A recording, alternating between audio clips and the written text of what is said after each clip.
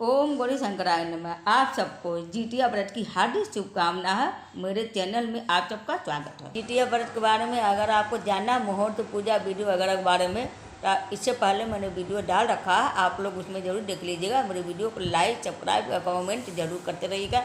Comment भगवान जी का मंत्र जरूर लिखते रहिएगा। आज हम आप सबको कथा सुनाएंगे।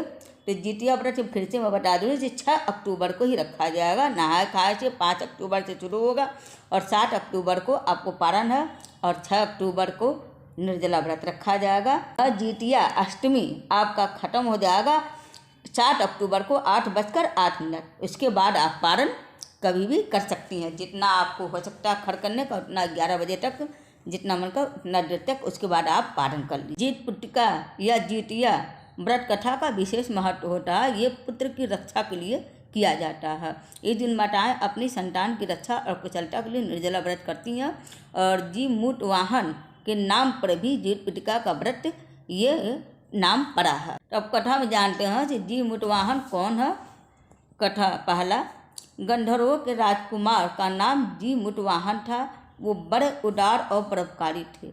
जी मुटवाहन के पिता थे। वृद्धावस्था में वानप्रस्थ आश्रम में जाते समय उनको राज सिंहासन पर बैठाया, किंतु उनका मन राजपाट में नहीं लगता था। वह राज्य का भार अपने भाइयों पर छोड़कर स्वयं वन में पिता की सेवा करने चले गए।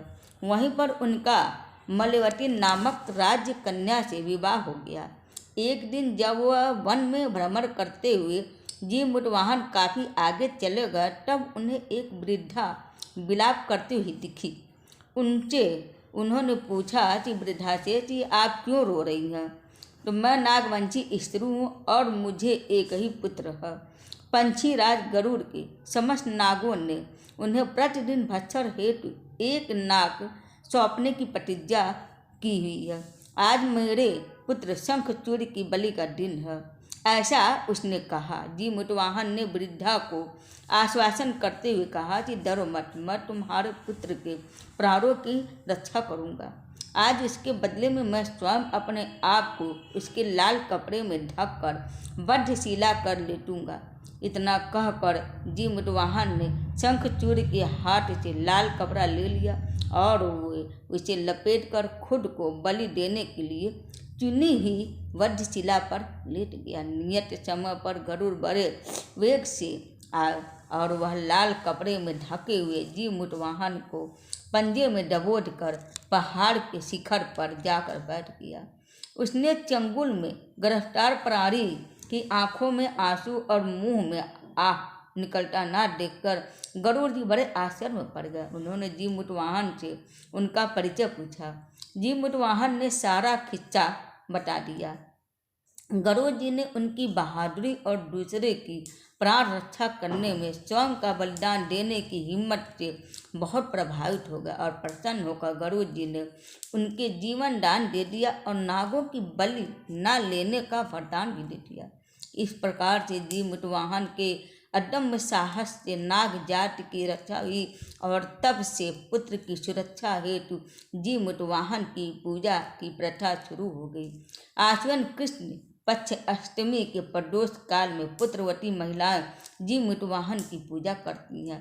कैलाश पर्वत पर भगवान शंकर माता पार्वती को कथा सुनाते हुए कहते हैं कि आश्विन कृष्ण अष्टमी के दिन उपवास रखकर जो स्त्रियां साया प्रदोष काल में जी मुटवाहन की पूजा करती हैं तथा कथा सुनने के बाद आचार्य को दक्षिणा देती हैं, वह पुत्रों का पूर्ण सुख प्राप्त करती हैं। और व्रत का पारण दूसरे दिन अष्टमी तिथि की समाप्ति के पश्चात किया जाता है। तो इसके बाद करती हैं तो यह व्रत अपने नाम के अनुरूप फल दुगुना देता है। जी मुटवाहन जी, जैसे आपने इस वृद्धा के बच्चों की रक्षा की, वैसे आप सबके बच्चों की रक्षा करना, कल्याण करना। जितिया व्रत की दूसरी कहानी महाभारत समय का। महाभारत के युद्ध में जब अश्वत्थामा अपने पिता की मृत्यु से बहुत दुखी थे और अपने पिता की मृत्यु का बदला लेना चाहते थे, तो जिसके कारण वह पांडवों की शिविर में घुस गया और शिविर में उस समय 5 लोग सो रहे थे, जिसके कारण अश्वत्थामा ने उनको पांडव समझकर खत्म कर दिया।